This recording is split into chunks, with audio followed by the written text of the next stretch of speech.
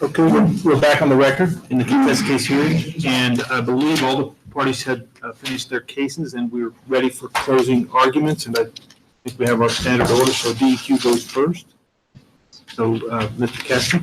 Thank you, Mr. Hearing Officer, Madam Chair, members of the council. Thank you for your patience over the last couple of days and your attention, as sometimes we fumbled through the presentation of evidence. I want to begin by addressing something that Councilman Cora said yesterday. He asked, is somebody going to put the important events in this case in order? And I think that's a fair request, and something that we probably should have done of our own accord. But since we apparently haven't, I want to do that real quickly for you. There aren't very many. But I want to give you a brief timeline of the events that I think matter for the decisions you'll be rendering in this case. All of these dates are going to be in the exhibits or the testimony that you have heard. As you heard, the ranches were transferred by the order of a bankruptcy court shortly before the mortgage was executed on August 4th, 2016. So about 3 years ago. That mortgage has been in effect the whole time. The appraisal was done, that Mr. Brockman talked about, in July 2017. And from what I gather, relates to a prior renewal, not the one that's currently in front of you today. The recertification came later in 2018 and is the basis for the valuation in the 2018 renewal of the Bel Air permit mine and the basis for the valuation for transferring the collateral from Contura to Black Jewel in the permit transfers. All right.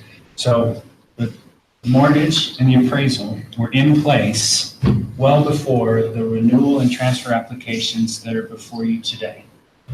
The renewal application was submitted by Contura just for the Bel Air mine, and that's DEQ Exhibit 1. That happened on May 24th, 2018. See that on the application package itself. And that the appraisal, of course, was certified, was recertified in July of 2018. So a couple months after the renewal application was submitted, DEQ receives the recertification from Mr. Brockman. And of course, there's an ABS check in that renewal file. That was dated August 20th, 2018. So about a month later, that ABS check comes in. Although I want to make it clear, there's no claim in this case that Contura has violations that would block it from receiving a renewal. The renewal itself was granted on October 23rd, 2018. Right? So that was just last October. And for your review of the file, those are really the only dates that matter. Now there is, as part of the renewal process, there are documents in there from different dates and so on, but they're not really important to the issues that have been raised in these proceedings. And I think that's maybe why we all fell down on the job in laying out the timeline for these applications, because it doesn't matter so much for what you've been asked to decide. The transfer files worked on a somewhat concurrent timeline. You'll see, or let me begin by, we've heard Mr. Thrall testify that Black Jewel became a company in late 2017, and there's a document in the file that shows that as well.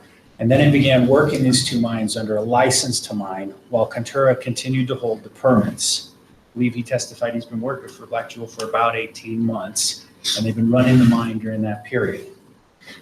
Mr. Wetland, of course, explained to you that's why you see those Black Jewel companies on the ABS report that was run for Contura.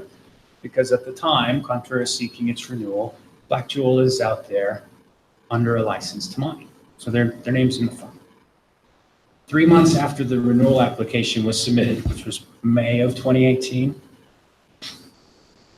the transfer applications were submitted by Black Jewel. August 30th, 2018, transfer applications were filed. Now, as you look through the file, you might be confused because you'll see a Form 1 in those transfer files that's also dated in September. Don't worry about that. The original one you'll see is August 30th. There was a revision made and submitted in the file. The revision's inconsequential to what we're doing, but I don't want you to be confused. This started the transfer process on August 30th. Now, the transfer applications were pending for quite a while, but they were deemed technically October 5th, 2018. So Several months went by before technical completion was deemed. Right before that technical completion finding, and you'll see those two letters from Mr. Rogoshevsky in the exhibits, I think are 12 and 15. Right before that, the day before, on August 4th, there is the AVS report that Mr. Wetland testified about that gave them the okay to go forward with the technical completeness determination because all the violations were identified as conditional, right? Now that technical completeness determination is just about 3 weeks before the renewal application is granted. So October 5th and October 24th of 2018 are when we get to those important dates when we set ourselves on the path for the objections and the current proceedings in front of you. Those are really the only dates that matter for purposes of the transfer applications. It was filed, deemed technically complete, and there was that AVS report in the middle. Because all the while, of course, the appraisal, recertification, and mortgage were already in DEQ's hands and had been for some time. Now, there also seemed to be some confusion about the consolidation of these proceedings. I heard something yesterday that led me to believe we hadn't done a very good job of explaining to you why these three disparate, not entirely disparate, but these three different applications were being heard all at once in one hearing. And, you know, for attorneys, we compartmentalize these legal issues, in fact, really easily, but fail to remember that not everybody does, and we have an obligation to explain to you why we're doing that. So I will give it my best shot. All of the three permit applications are separate, and they're entitled to a determination on their own merits. But because there's overlap in the issues that were raised by the Powder River Basin Resource Council, we all believe that it would make sense for you to hear the evidence related to an issue that overlaps one time rather than multiple times. And of course, that overlapping issue is the adequacy of the real property collateral. You know, that real property collateral has been used by Contura to support its reclamation obligation and is proposed to be used by Black Jewel to support its reclamation obligation. But it didn't change, the mortgage didn't change, and the recertification letter provides the value for both. So it is or is not good enough for both of these things. And so it made sense in our view for you to hear about that bond one time. The other issues about whether or not Black Jewel is eligible to receive a permit are separate and distinct from the renewal application. And they're just related to Black Jewel. So there's not overlap on those issues. And I hope that that makes it somewhat clearer for you folks why we're here doing three things at once. It did seem like there was an economy associated with that determination. There was also some confusion, I think, about the standard of, or excuse me, the burden of proof that you ought to be looking for from the parties. Who bears the burden of proof in this case? On the transfer applications, everybody agrees that the burden of proof falls on the applicant. Black Jewel has to come forward and demonstrate that it meets the requirements of the statute in order to obtain a permit. And you heard the testimony from Mr. Wentland yesterday that in his view, it does.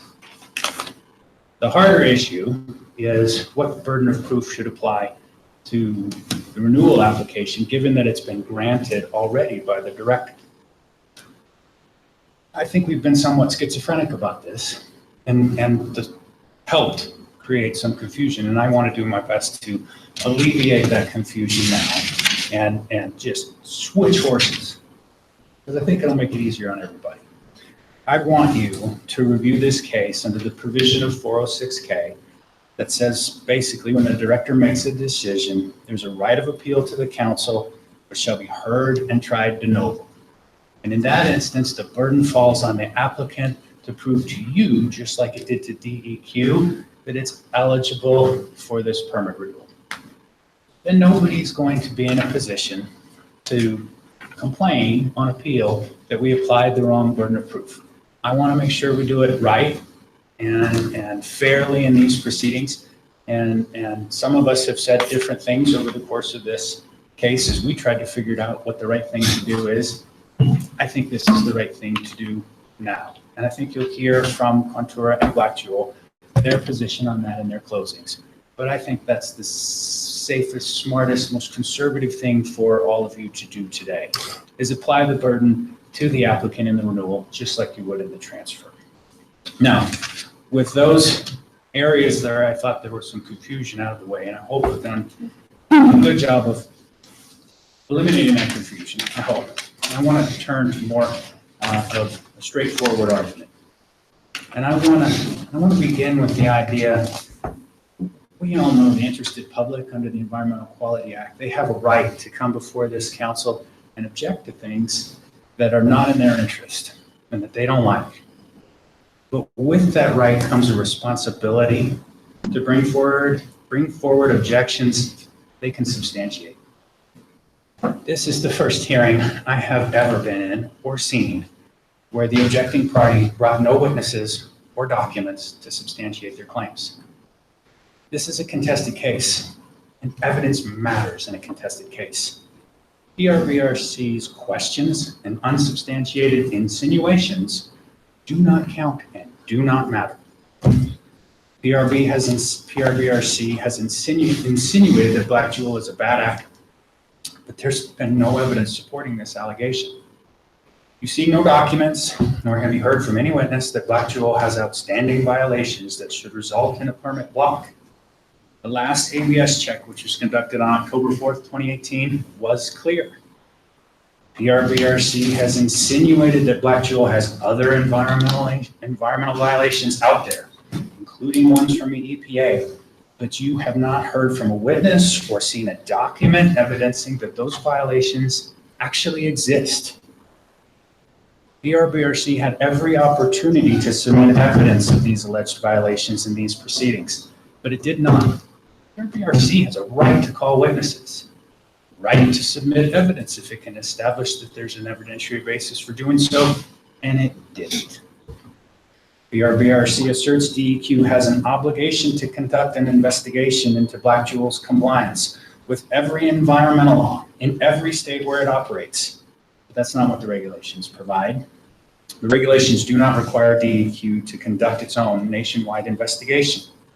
DEQ has a right to rely on the system established by the Office of Surface Mining, Reclamation, and Enforcement for exactly that purpose. And who better to do it than our nationwide regulatory authority? The regulations require a statement of compliance listing all notices of violation. The evidence in this case is that DEQ has that list for Black Jewel. All of those violations are conditional, and there is no basis to find that the statement of compliance required by the rules is incomplete. It's in there, and you haven't heard one word or seen one notice of violation that isn't on that list. In fact, DEQ went above and beyond just a straightforward check of the AVS document.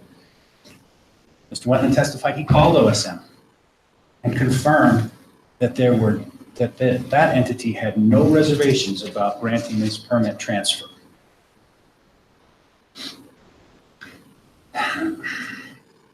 DEQ and the council are here to protect Wyoming's land, air, and water, and to make sure that companies that are permitted to extract Wyoming's resources conduct their operations so as to protect the environment. Nothing you have heard in this hearing could lead you to the conclusion that Black Jewel is an irresponsible operator who shouldn't be allowed to run these mines because it's going to make a mess and leave it for the rest of us to clean up. Instead, what you heard is that this company has no violations at either mine, that the men and women who run these mines are the same ones that have been running them for years. You also heard that one of Black Jewel's affiliated entities back east has a violation. The company has taken action to correct or abate that violation to the satisfaction of the regulators that issued the notice of violation. This is not indicative of irresponsibility. This is indicative of a culture of responsibility. Of course, when the permits are transferred to Black Jewel, it must follow the approved and mine and reclamation plans. If it fails to do so, DEQ and this council will take appropriate enforcement action and hold them to account. The folks operating these mines have proven themselves to be exactly the kind of responsible miners that we all want in Wyoming. And there is not a shred of evidence that Black Jewel is the bad actor that PRBRC claims. Turning to the real property collateral issue, PRBRC once again has provided you with no evidence in the form of witness testimony or documents that show the appraisal was inadequate. Instead, you heard from two highly qualified and respected professionals in their field who support the methodology and conclusions in the appraisal and recertification. There is nothing about Mr. Brockman's work that should have led DEQ to reject his valuations. Nor is there any reason for Black Jewel to obtain a new appraisal for the limited period of time before the next renewal. It can rely on the existing evidence of value. Mr. Brockman revised his appraisal and recertification in March of 2019 for purposes of this proceeding. But that doesn't mean that DEQ erred in accepting that appraisal or the recertification when they were submitted well before that revision was made. DEQ has the right to rely on the appraisal that it receives. And we all know that a new one is on its way.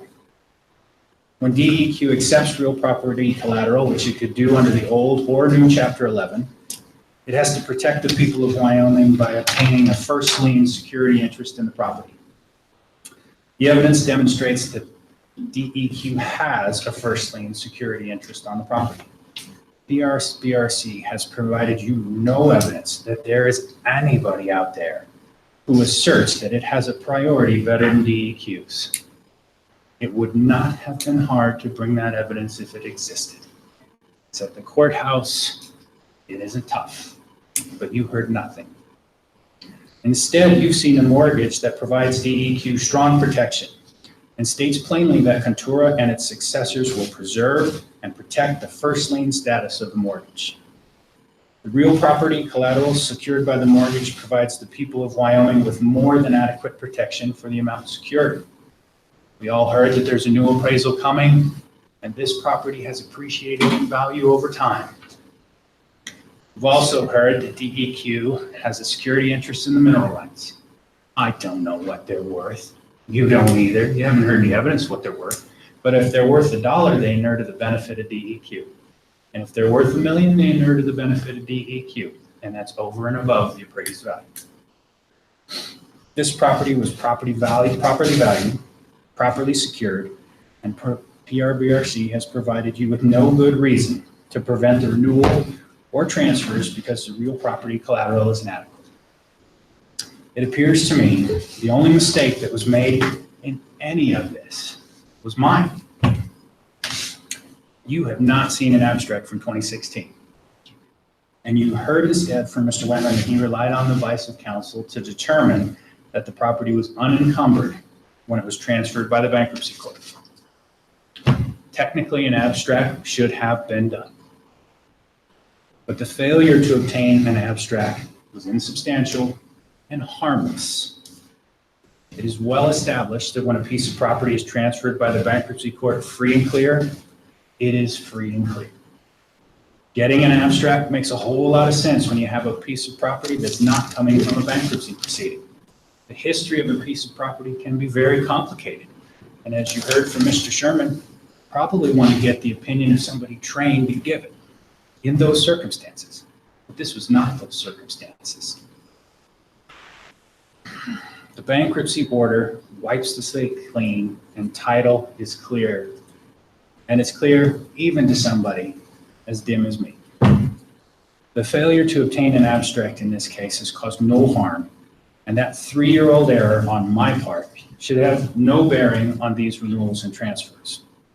As I said, you have not heard one bit of evidence that there is someone out there asserting that it has the first lien on these ranches. There is no evidence that this property was not transferred free and clear, and Contura and its successors have pledged to defend that first lien.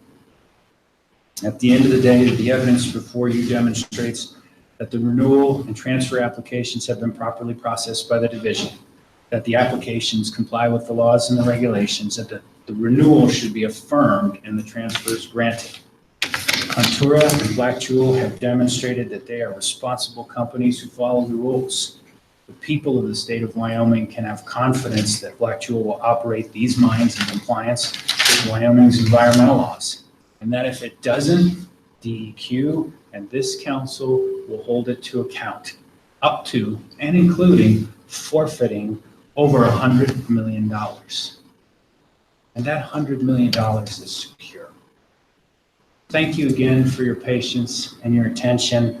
DEQ appreciates the opportunity to appear here and demonstrate its thorough and professional handling of these matters. Thank you. Okay, counsel. Thank you. First of all, thank you all for sticking with us over the past 2 days and for being active participants in this process. Although this trial-like proceeding may not seem like it, this is the public hearing opportunity for these permits. We appreciate your role and involvement in helping the DEQ in our state make the right decision. Although the issues we have been talking about are complicated, your decision comes down to a few main evidentiary findings and conclusions of law you have the ability to make. These findings and conclusions are grounds for you to deny the permit transfer applications and to remand the permit renewal back to DEQ for more work and review.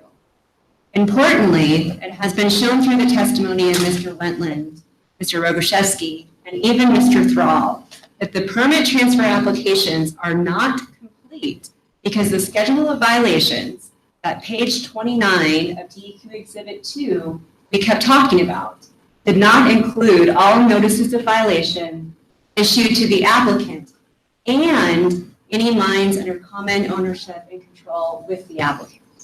Mr. Cassidy just said we didn't provide evidence of this. In fact, we did. We used DEQ's own exhibit and Black Jewel's own permit application to prove this deficiency.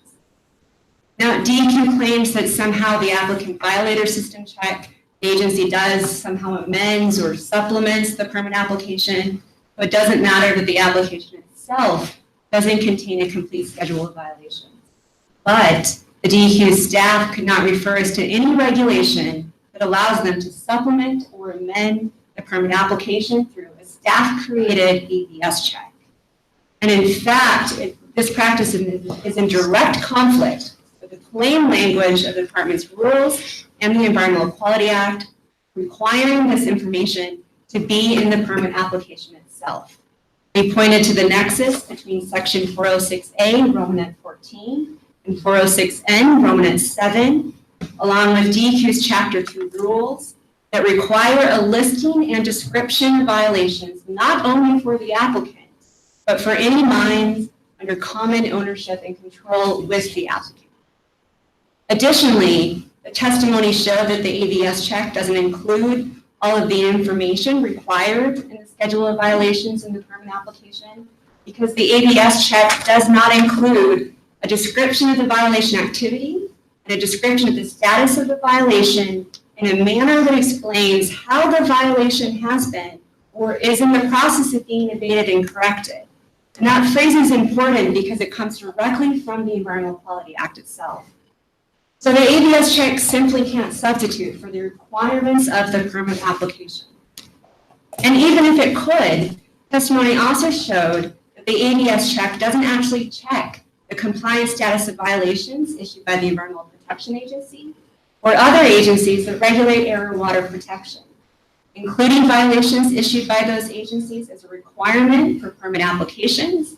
And Mr. Wentland admitted he was aware that there have been violations issued by the EPA, the companies under common ownership and control of Black Jewel. He knew they were out there and he didn't do his due diligence to find out what happened or why they weren't included in the permit application. The same is true for Mine Safety Health Administration violations that, as Mr. Wentland put it, have environmental consequences. Yet Mr. Wentland didn't check the compliance status of MSHA violations for the applicant or any companies under common ownership and control with the applicant. Going back to what I told you at the beginning of the hearing, these violations matter because the law requires a permit applicant, like Black Jewel, and his owner, Mr. Hoops, to correct and abate its outstanding violations at its current mines before it can get a new permit here in Wyoming. Fully correcting and abating those violations means more than simply appealing them. According to DEQ Exhibit 11, 36 of the 42 violations that have not yet been fully corrected or abated are cessation orders. And Mr. Rogoszewski testified that means the violation was serious enough to lead a state regulator to order a part of that mining operation to shut down and stop operating. Imagine if those 36 cessation orders were issued at mines in Wyoming. Surely, we would expect regulators in Kentucky, or West Virginia, or Texas, wherever the company goes next, to check back with us here in Wyoming and ensure the violations get corrected before permitting moves forward in those states. And that's what the law requires DEQ to do here, to check in with those regulators in those states, to make sure the violations have in fact been corrected or in the process of being corrected to the satisfaction of those regulators. SMACO creates a national system of coal mine permitting for a reason. And the compliance check part of that national law is a critical step in any permitting process. Turning to the use of the real property collateral bonds by both Contour and Blackjewel, there are several issues that warrant a decision from this body to order the DEQ and the permit applicant to do more work before these permits can be issued. First, we discussed that the appraisal only looked at the value of the surface estate of the property. The appraisal and DEQ's review did not consider the mineral ownership and whether the state's interest and value in the property is literally undermined by a split estate situation. His testimony here this morning showed no one looked into whether there's outstanding service use and damage agreements on these properties, or where there's operating oil wells, there's quote unquote remnants of methane on these properties. There wasn't any due diligence into finding out what that mineral estate means and how it affects the interests of the state. The appraisal did not consider, nor did the DEQ review, whether operating oil and gas wells on the property or even mineral leases or drilling permits for future wells affect the value of the property or the state's interest in that.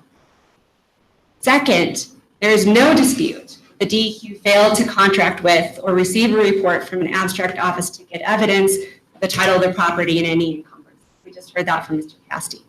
This failure to follow the rules matters because in order to accept real property for the purposes of collateral bonding, DEQ has to find that the property is free and clear of any encumbrances. According to its rules, the only way the agency can make that finding is with evidence provided through an abstract office.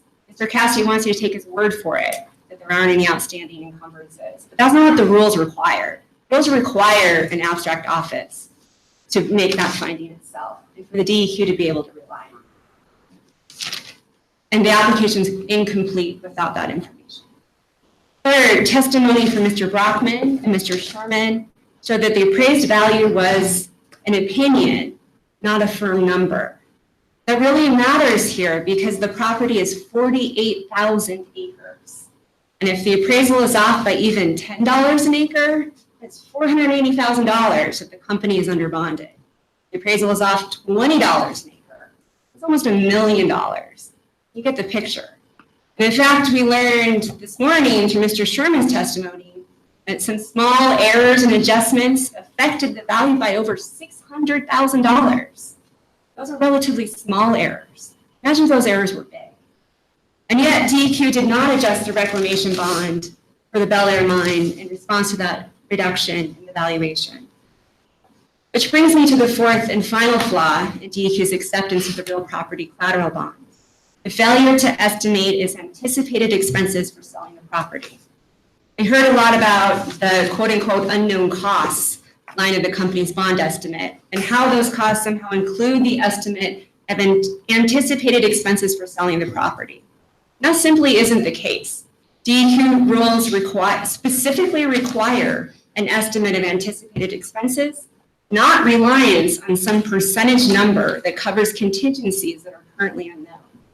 And Mr. Whitland didn't even know if the unknown cost line of the company's bond estimate was calculated before or after the DEQ accepted the company's real property collateral bond. It was fully admitted by Mr. Wentland. The agency did not separately calculate an estimate of anticipated expenses in selling the property. And again, the rules require this estimate. as part of the collateral bond amount. Finally, I want to touch on a subject that has come up a couple of times in different ways, and it just came up in Mr. Casty's closing statement, and that is the burden of proof. So where we are now is there's no dispute that Black Jewel and Contura, as the permit applicants, have the burden of proof. We ask you to keep that front and center as you consider the evidence and the law and deliberate on your decision. Under 406N, the applicant has the burden of proof. 406N requires the applicant to affirmatively demonstrate certain things and the administrator to find certain things. One of these 7 things is the 406N Romanet 7 requirement we have been talking about, related to the compliance check required by both state and federal law.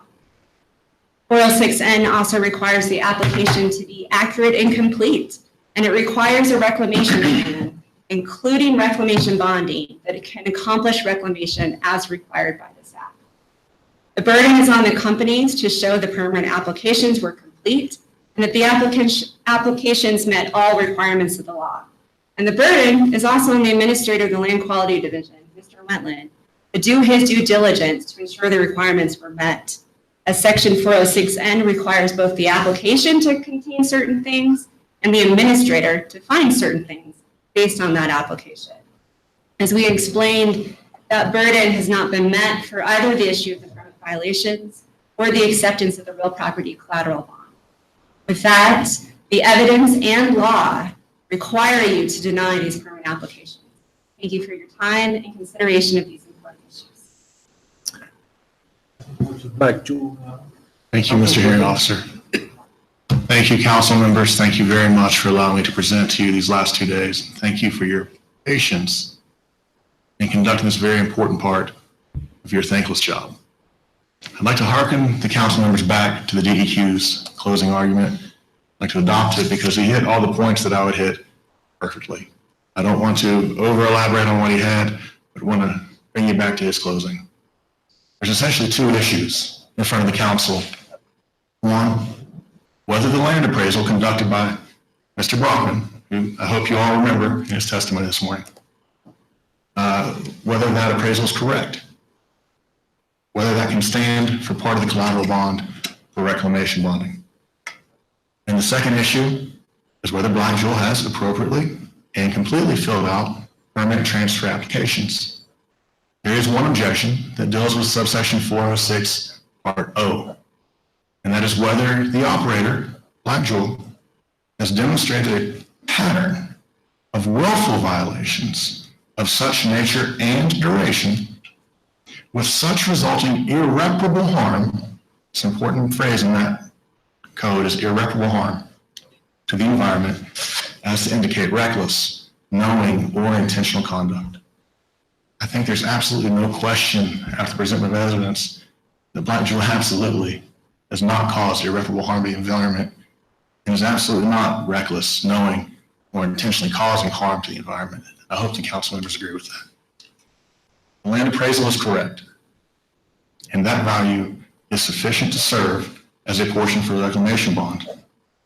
First, you heard from Kyle Wentland, and Mr. Wentland walked the council in extreme detail how he had received an appraisal from a licensed and qualified land appraiser in the state of Wyoming.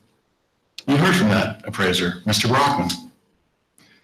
He gave his professional assessment of the value of the land, not an opinion, a very detailed and thorough assessment and appraisal where he physically went out to the land, saw it, compared it with numerous other sales, and used his more than 30 years experience in conducting appraisals to give a fair and accurate assessment of that land. Wyoming statute permits the use of land as collateral in reclamation bonding. There are lands suitable for this and with sufficient value to hold a small percentage of the reclamation bond the land situates on, to let that stand for that small part of that reclamation bond. The permit should have been renewed, and the land permitted to stand for that piece of the reclamation bond. I think the evidence is quite clear on the value of that appraisal. The next portion is the permit transfer application. You heard from Mark Thrall, the only witness, by the way, who resides in Gillette coming here for the council. the last 2 days. He filled out the permit documents as he had filled out numerous other times for other operators the same way. And you heard from Mr. Wetland, who accepted and saw these permit applications and ruled them to be technically complete. Permit application. There is no evidence that shows otherwise. The objection that Black Jewel is a bad actor under 4060 is likewise unmet. You've heard issues that there may be violations of the Clean Water Act. I'm general counsel of this company, and if there were any, I think I'd know about them. And I have little doubt that if there were any, she'd be waiving them in front of the council. There are none to bring to you. Same thing with industry violations that may affect the surface of an underground coal mine or a surface mine. Similarly, none of those have been brought to your attention to weigh and show in front of you. I would like to think that I would know about them if they existed. None of that evidence has been brought because it doesn't exist. What the council does have is a very, very good litmus test for what Black Jewel will do as an operator in Wyoming. 18 months, Black Jewel and the tremendous management team at Black Jewel West has operated the Eagle Butte and Bel Air mines. And I hope the council remembers, in those last 18 months, there have been precisely 0 environmental violations at those mines. I have absolutely little doubt that the next 18 months, and hopefully the next 18 months and the next 18 months thereafter, that number will remain the same. I sincerely and truly from the bottom of my heart appreciate the council's time and attention these last 2 days. I really appreciate the thankless job you all do for the state of Wyoming. And in closing, I hope that you reach the conclusion that Mr. Brockman's appraisal is correct and that the value is sufficient to satisfy the bond for the permit transfer. I also hope that you find that Mr. Thrall completed the permit application completely and thoroughly, and that all of the violations necessary to be submitted were, not just when you take a look at what was submitted on table 110-2, but also when you take into account the AVS system. There was a assumption, just because there's a violation, it must somehow be intentional or reckless. Well, that's wrong. The AVS system will not move a violation to conditional unless we're meeting the requirements of the state. And as we saw from the October AVS report, every single one of those is moved to conditional. We were meeting the requirements of the state that's in charge of each of those violations. Council, thank you for your time. Thank you for consideration. Appreciate it. Thank you. Council for Contura. Thank you, Mr. Hearing Officer, members of the council and council. In 1996, when my esteemed co-counsel here, Mr. Pope, was 12 years old, Tom Cruise starred in the movie Jerry Maguire, okay? And those of you who might remember the film, his catchphrase was, "Show me the money, show me the money." And he said it over and over again throughout the film. Likewise, we're asking the Powder River Basin Resource Council, and have been asking them throughout this process, show me the evidence. We're going to harp on this because it's our right. What you've heard in closing arguments has been supposition, speculation, innuendo, and I think I heard the word imagine about 10 or 15 different times. That's what the Powder River Basin Resource Council is asking you to do. Imagine a what-if scenario where all of the most horrible things in the world came crashing down at the same time. And if you can imagine that, then you probably better deny these permits. That's their position. But let's talk about the difference between those concerns, those questions, that imagination, and the evidence in this case. And we're going to start with the ABS scenario. So first we've got something from the council where they've asserted, well, Black Jewel has some violations somewhere. Ah, man, they must be a risky operator. This is scary. We don't know what might happen. What did the evidence show? 0 violations from Black Jewel in the last 18 months. 5 violations in the last 18 years from the same management team and the same folks that have been operating that mine in Campbell County all those years. That's what the evidence shows. Well, what about all of these ABS violations? There's so many of them. Oh my goodness, what are we to do with 36 or more ABS violations? And we heard them say, imagine what can happen. Those violations matter. Well, what did the evidence show? All of the violations were conditional. None of them were outstanding. You heard testimony to explain what that means. That means that those violations have been abated or corrected. There is not a single outstanding violation in any of those reports. And we've heard ample testimony on that.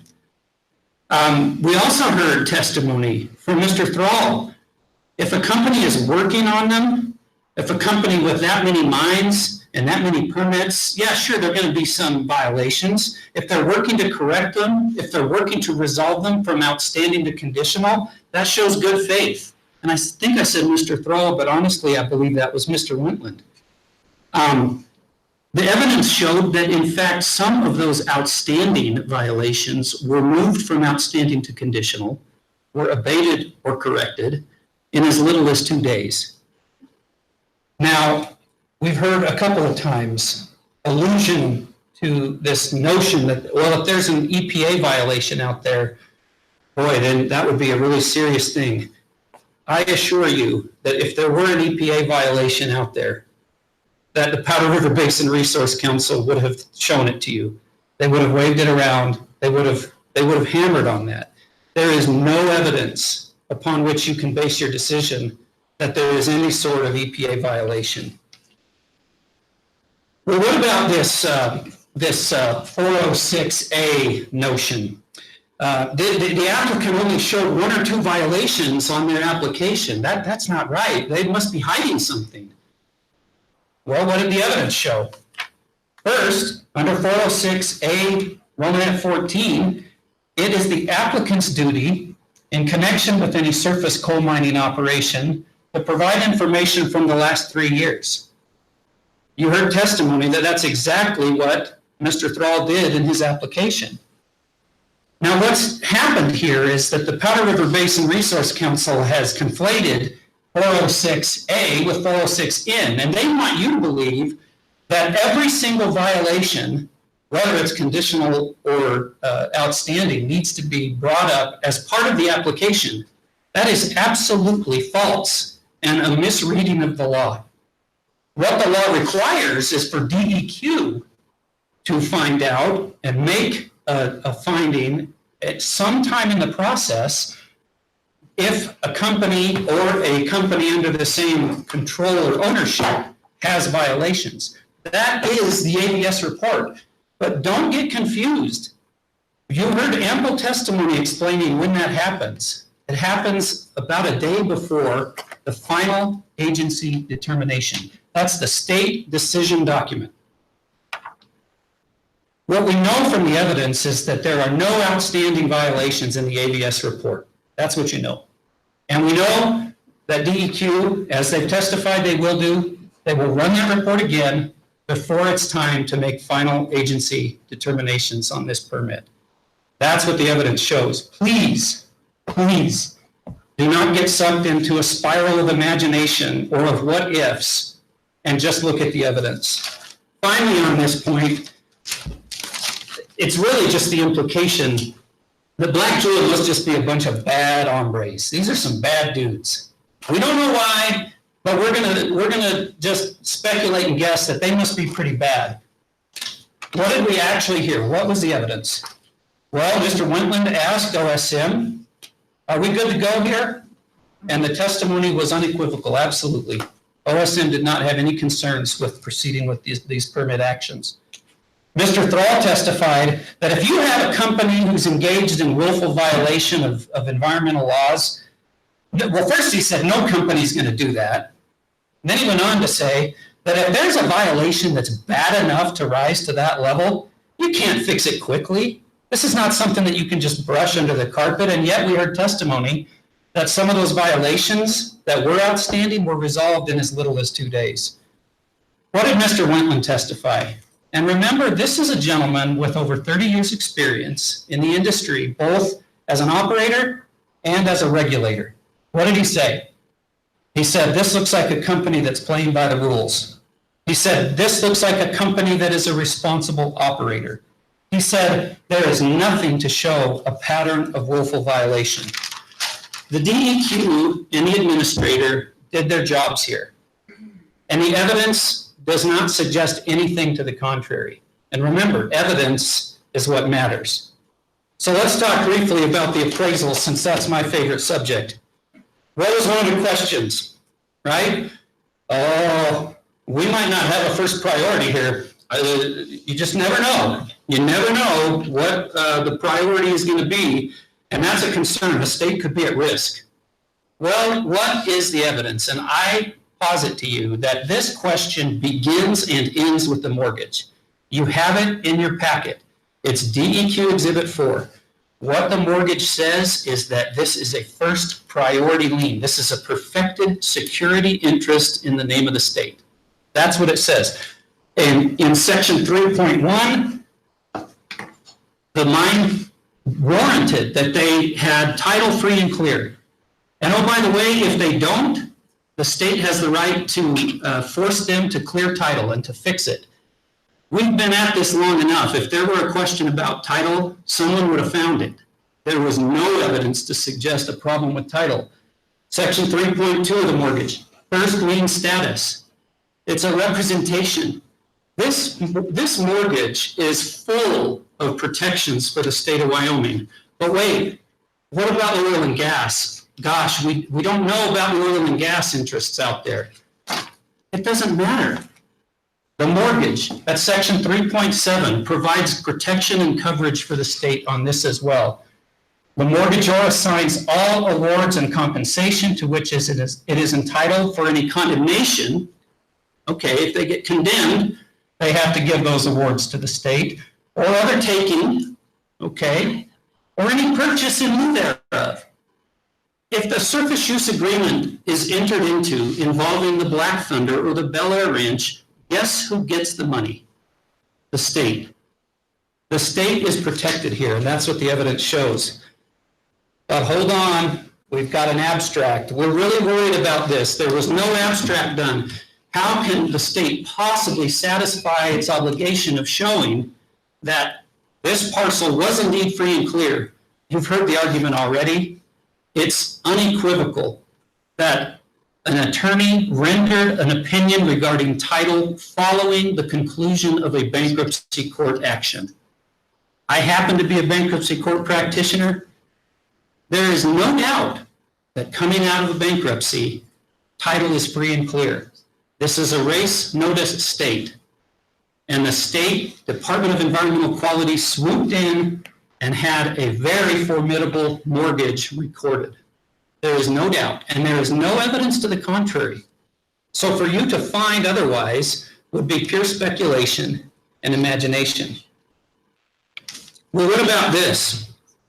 They didn't give any consideration to how much it might cost to sell this property.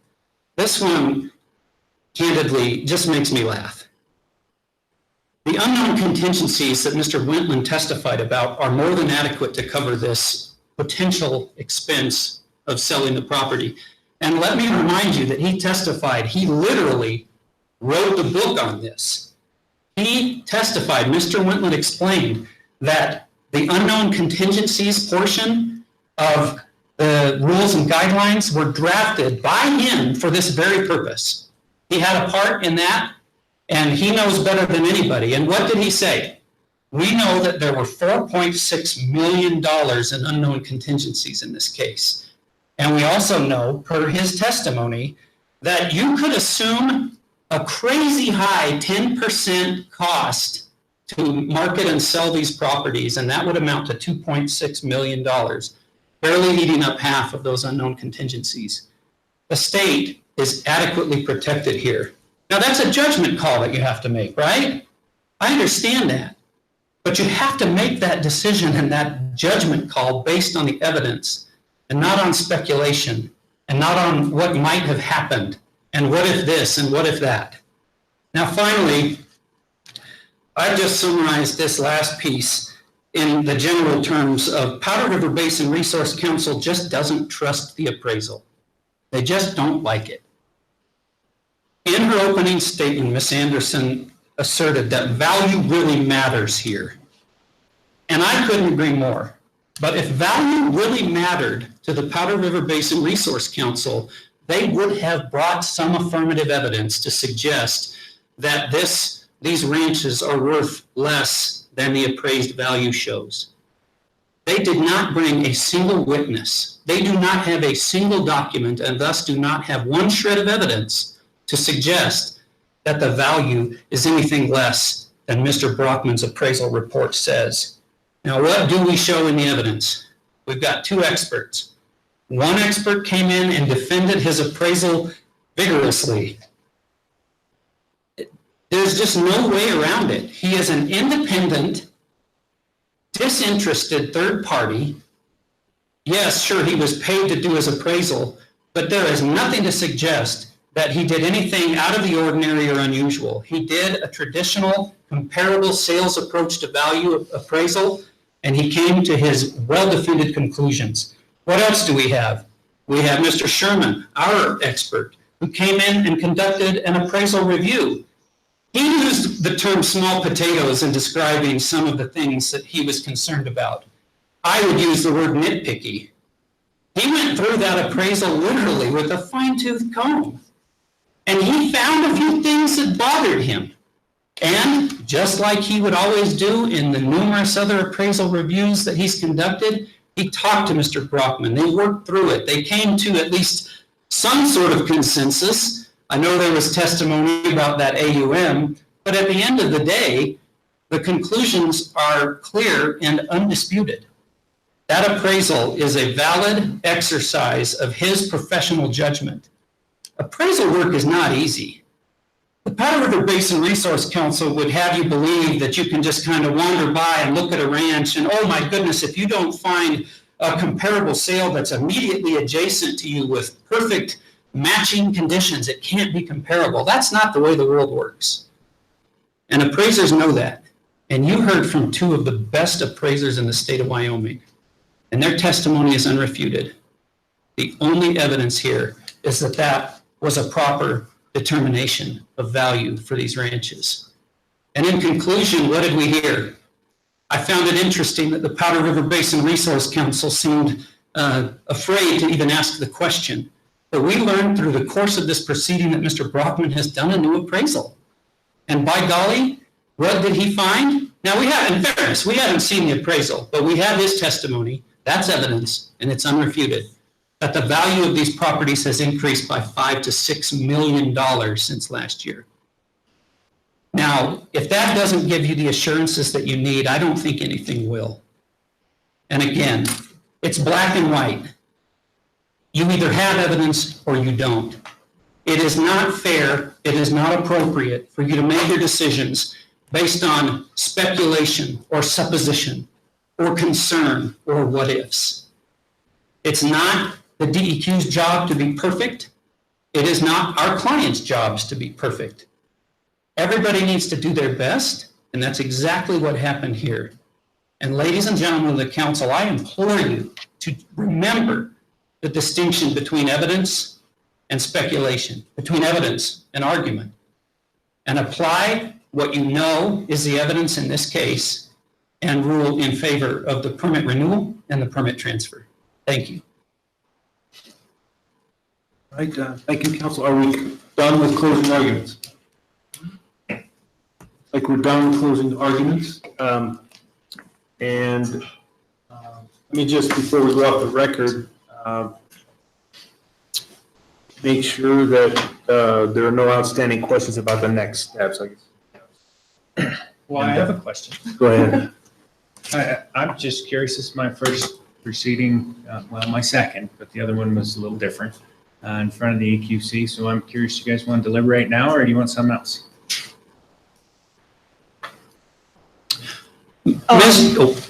Go ahead, I'm sorry, Madam Chair.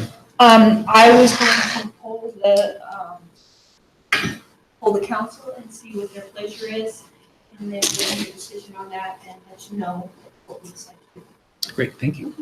Madam Chair, Mr. Hearing Officer, as a point of order, I think it is appropriate for you, sir, to close the evidentiary portion. Technically, we've all rested and the closing arguments don't count as evidence, but we never did formally close the evidentiary portion. Right, so unless there's an objection, I'll do that right now. That the evidence is closed and the contested case proceedings are concluded. I do want to say that I'm not writing a decision. As you're smiling. I wasn't going to note any emotion, but, so I think my work here is done. I was just going to thank you guys. Know what to do next better than I do. So I guess I want to do two things. One is find out from the council whether they feel like they're ready to make a decision or would like to deliberate some and then ask for findings of facts and conclusions of that from the parties. And then we can would everybody like to deliberate a little bit first? Or would you like to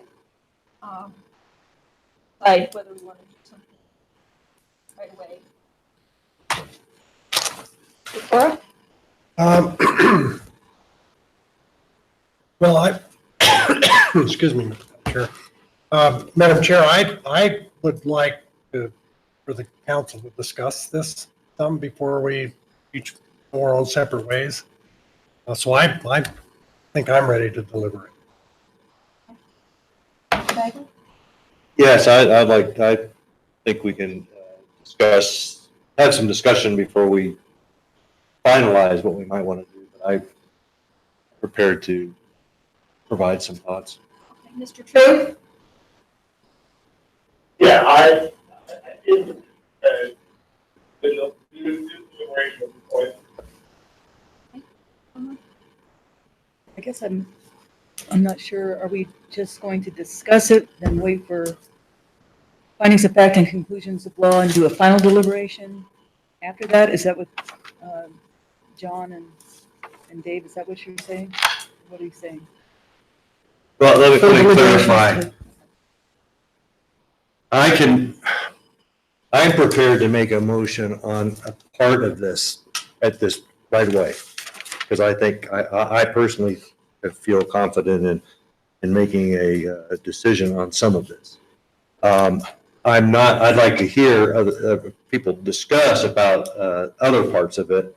I don't know if I'm ready to make a decision, but if I hear, as we deliberate and discuss it, I may feel that I'm ready to make a decision, or I may feel I need additional. So that's where I'm at. And I'll echo that exactly. I think in the conversation, I think we all would prefer to see some draft findings of fact and conclusions of law from the parties, I think, before we up to anything final. But if we can narrow that, well, that could be helpful. And I think also in the conversation that we have about what we've heard as a body, that may also be helpful in terms of advancing all the work that happens from today to the day we make our final decision. So I just think there's some value in getting some of that out on the table. Okay, I can agree with that. Lance? Discussion and Yeah, I'm open to discussion and deliberation.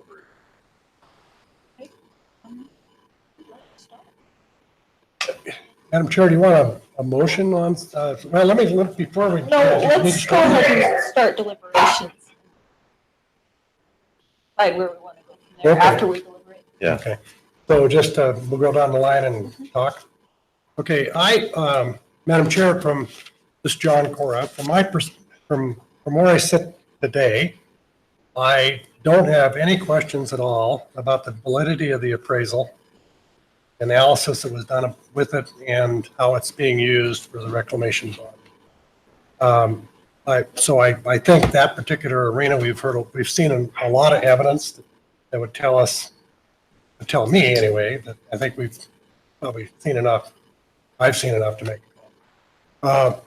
With regards to the applicant violator system and the 406N and O and all of that and the application and the way the application was filled out, the way the checks were done with the ABS, I would like some more clarity, if you will, around that process. I think we heard that the customary procedure at the DEQ, all these years that they've been doing permits, has been that the DEQ does the ABS check.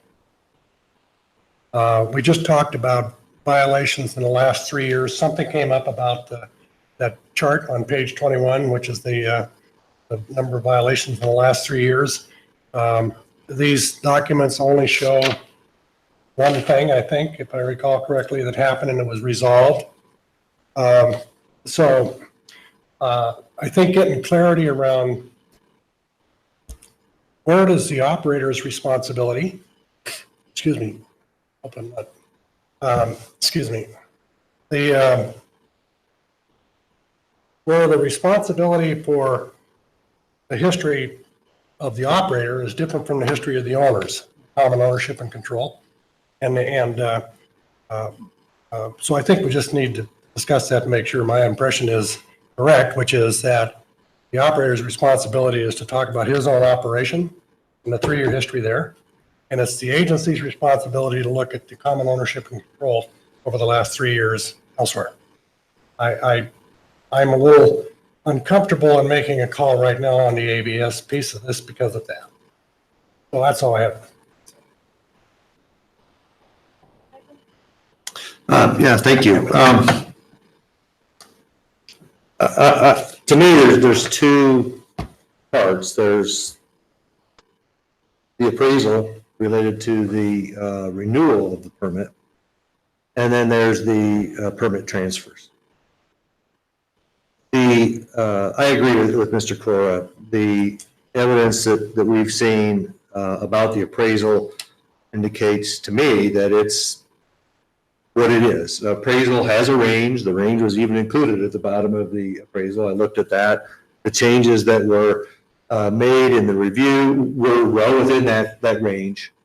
And so, DEQ may want to consider how it uses that number in the future, but at this point, the appraisal looks solid to me. I have no concerns about that. So I could see affirming the permit renewal. I do have concerns very similar to Mr. Cora's on the permit transfer issue, and specifically related to this question of violations. It seems clear to me that the people who have been running the mines to date, regardless of who they've worked for, have been doing a good job. And, we saw 5 violations in 18 years. They've all been remedied. The most recent one also remedied, and we saw that in the application. So I feel very comfortable about that, but I have a similar question. This ABS thing is new, and I don't know enough about, to be honest, I don't feel I know enough about what some of those violations were. Were they related to surface mines? Were they related to underground mines? They're related to the owner, but the people operating here in Wyoming have been doing a good job. So my concern, I think, is very similar to Mr. Cora's, and more information on that, more deliberation, or more thinking about it on my part, I would feel comfortable. I'd feel more comfortable with that and not making a decision on that aspect today. But I feel comfortable about the permit renewal myself. Okay. Mr. True? Yeah, so I would probably echo both of the on the appraisal. The appraisal appears to be solid to me. My personal experience with appraisals of other legends, and other appraisals in general, There's always uncertainty in appraisal, so you are having an appraiser give their best professional thought on what their piece of property is worth. Never really know how much it's worth until it's actually sold. And there's always that uncertainty. But from what I can tell, Mr. Brockman did as good a job as can be expected to establish a value for these properties. So, from the appraisal side of things, and where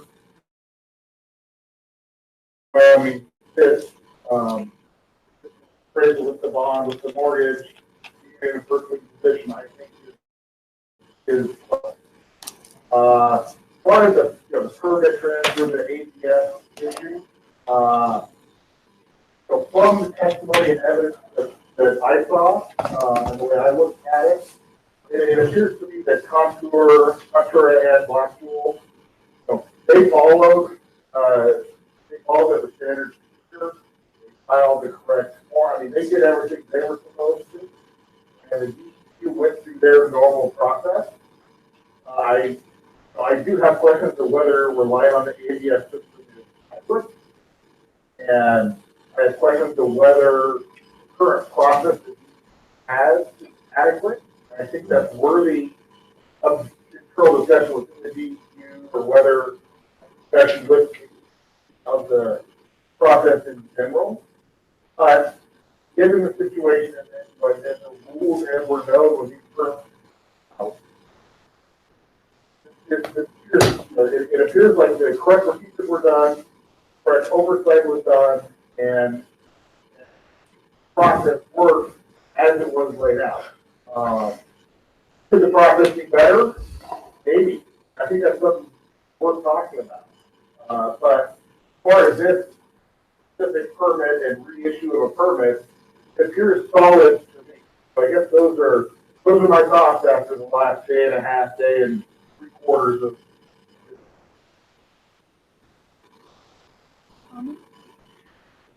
Well, I also believe that there's no question about the validity of the appraisal. There's no evidence given to us to refute the validity of that appraisal. So I'm ready to vote on that aspect as well. But I also echo Mr. Cora and Dr. Bagley's statements about, the second aspect of this thing. I don't think I'm ready to deliberate on that portion of it without giving it some more thought, without looking at all of this, and without having the parties' findings of fact and conclusions of law and educating me on this thing. And so that's what I would prefer to do. Mr. Lentz?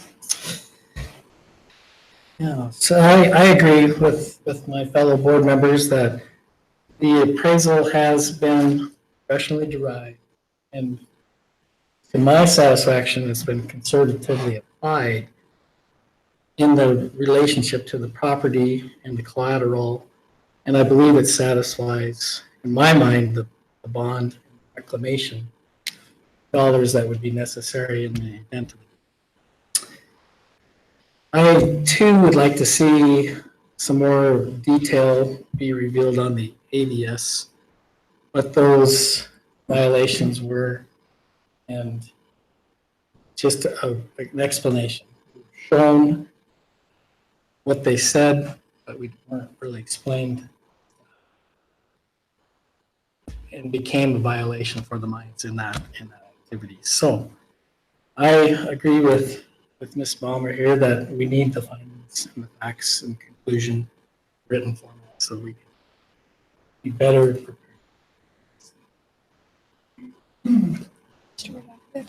Thank you. So being the rookie on the council, actually, I say it's an interesting one to start with. Tend to agree with them. I kind of drink it from a fire hose, as most of this information is new. However, being a land manager for the last 20 years and dealing with lots of appraisals, I don't see any problem with the appraisal that's been done by Mr. Brockman. in the rules, as I reading through the last couple of days, it says real property can be accepted in the bond. And so if one appraisal isn't enough, is two enough, is three enough, at some point you got to come up with some kind of a value without selling the property. And that's as reasonable a way as I can imagine to do it. It seemed fair, and the methodology that went through it, that Mr. Brockman went through, is something I'm certainly exposed to in my line of work and very comfortable with it. But to echo what everyone else has said, this is all new to me. I would like to know what some of these violations were in severity. In reading the violation that Mr. Thrall had in his report, I don't remember the number of it, but the one that actually happened on the mine up here, it seemed fairly simple. I put some dirt in the wrong place, is what it sounded like, and mitigated very easily. Is that what these other ones are, or are they more severe in some way? I guess I would like to know that.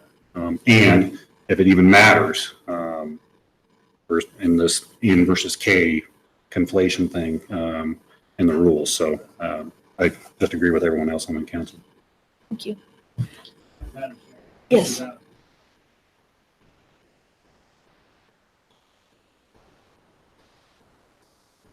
Opposed? You can't go out. All of you are expecting. Ready.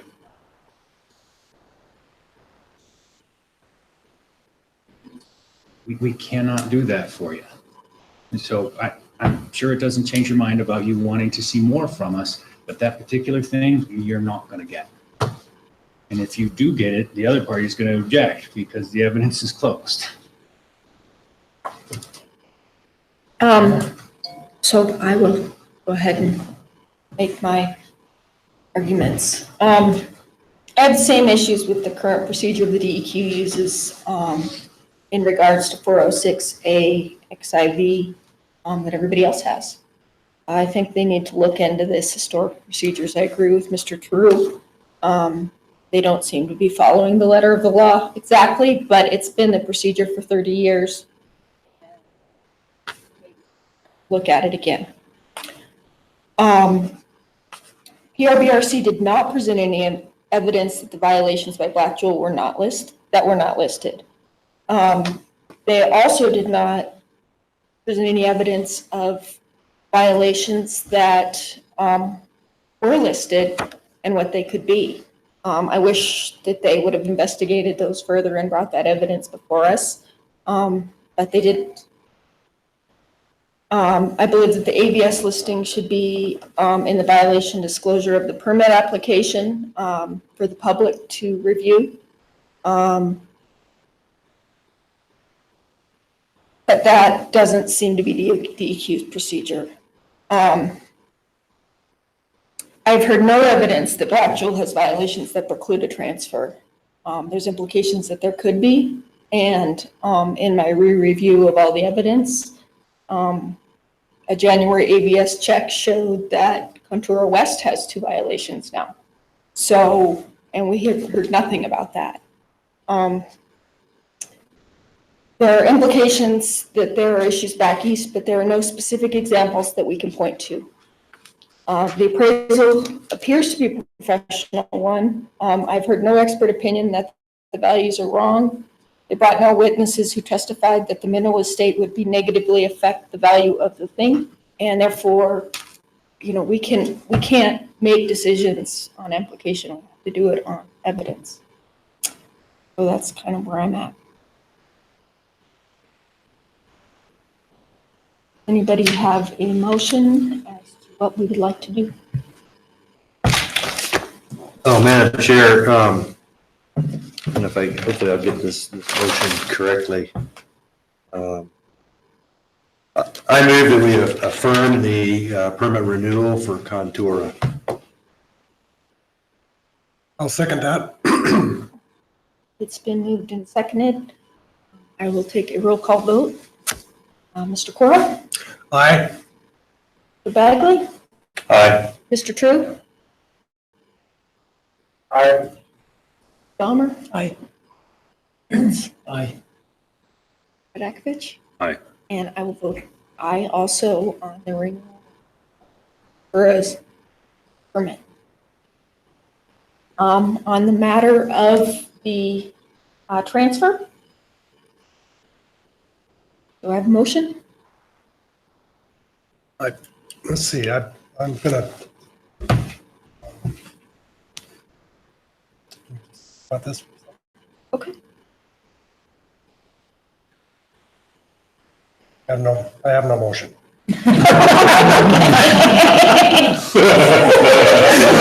There's a reason. Does anybody else have a motion? Otherwise, I suggest a course of action. Okay. Since the council seems to be sort of torn on this issue, understanding what Mr. Cassidy said, I propose that we ask for findings of fact, and conclusions of law on this matter, on the matter of the transfer of the permit only, and not on the matter we just voted on. And have those due, I was just looking at my calendar, Madam Chair. Do you think, Kathy, when would you have the transcript done? 3 weeks? So can you guys prepare your things in a week? After the transfer? Yeah. Okay. Yeah, no. Yeah. After you receive the transcripts, can you get them done in a week? So if that would be the case, how about somewhere right around June 17, 18, 19, 20, 21? That's Monday through Friday. You have a preference on it? The 21st? Yeah. that works for me. Madam Chair, quick clarification. Yes. I know you mentioned that it, what findings of fact on the Powder River Basin objected to the permit transfer. Sounds like it's like yes. I just want to make sure. That's, seems to be the only issue that council members have an issue on.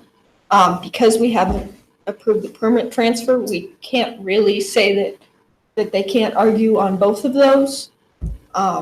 So take that into consideration. They do both. Me too. Ultimately.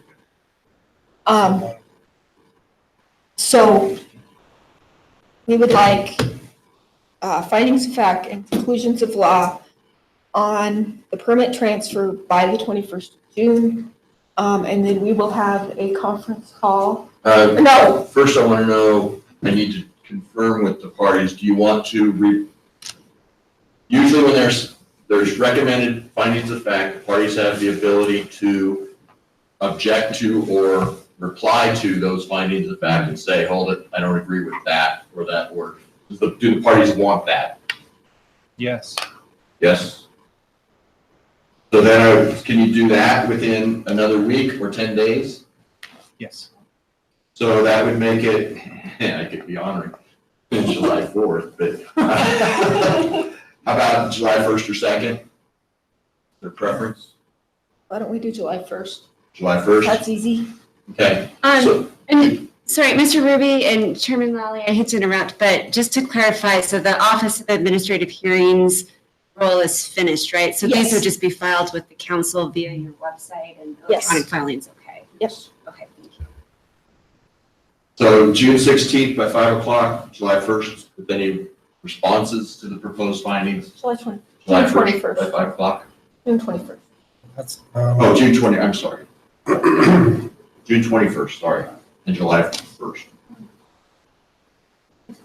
And then after that, we'll have either a meeting or a conference call to discuss and make our decision. After that. Yeah, and I'm not sure where when we talk about this thing, so I'll wait.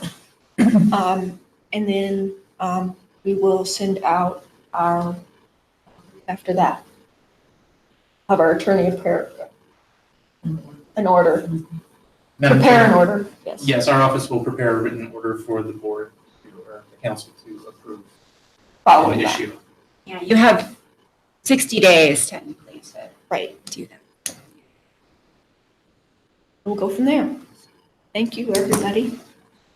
That concludes our hearing.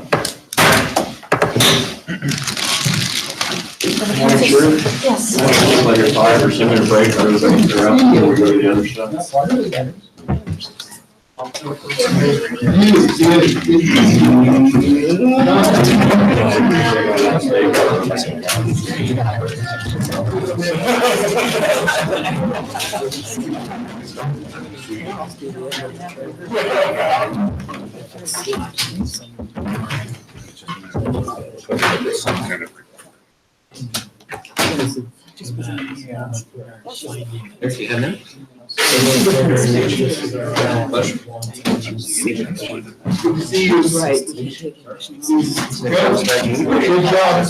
Hi, John.